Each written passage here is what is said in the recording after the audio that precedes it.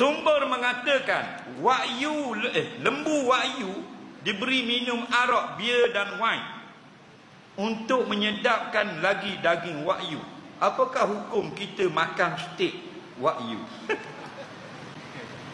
Bagus buat soalan ni. Nak? Dengar baik-baik orang kemamang. Boleh 2 jam ni? Kosi. Nanti kita tahu hukum, khabar kat orang lain. Share di mana-mana. Tapi tulis molek. Banyak kat orang buat.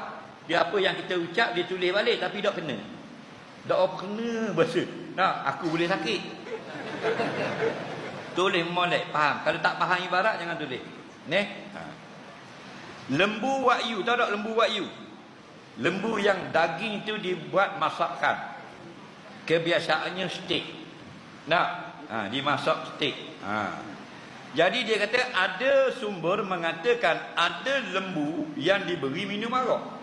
Bila lembu tu minum arak, bolehkah bila kita sembelih lembu itu makan daging tu? Dengar baik-baik. Hukum lembu minum arak boleh. Lembu tu dia ambil sendirilah dalam gerobak. Hukumnya harus. Tak haram, tak ada haram. Kerana haram ini adalah hukum syarak. Haram hukum syarak. Hukum syarak ni apa? Kitabullah alladhi muta'alliqu bi af'alil mukallafin. Ialah perintah Allah yang berkait dengan perbuatan manusia. Lembu bukan manusia. Okey? Jadi yang haram arak tu kita minum arak. Itu baru haram. Lembu tak haram minum arak. Okey? Beruk tidak haram isap ganja. Beruk 3 ekor, siap ngogah-ogah. Faham? Tidak haram. Pasal dia beruk.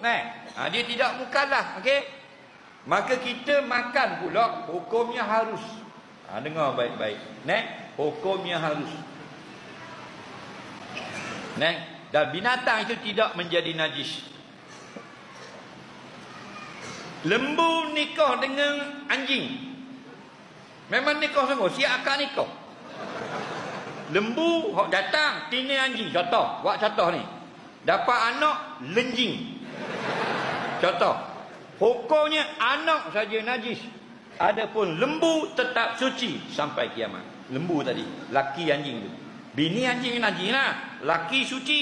Bila gabung dua tu beranak menang najis.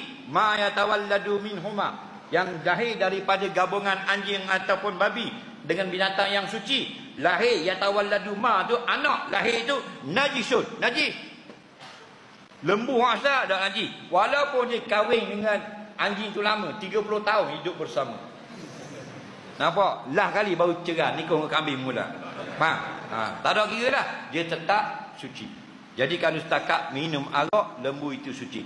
Tetapi dalam kitab fiqh, apabila makan benda yang kotor, benda yang najis sehingga berubahlah dagingnya, maka ulama berkhilaf. Ada pendapat mengatakan makruh makan, ada pendapat mengatakan haram makan. Contoh makan tahi semua. Ayam semua kita makan padi. Padi semua. Nak 6 bulan makan padi, jumpa tahi ayam kali 4 bahan sutik. Tapi 6 bulan makan padi pula, pokoknya boleh makan. Yang kata binatang jalalah ni, binatang kotor ni, pagi petang, pagi tak kucing, petang tak anjing. Pagi tak kucing, petang tak anjing makan. Baru binatang kotor yang dilarang makan. Okey? Jelas. Soalan seterusnya.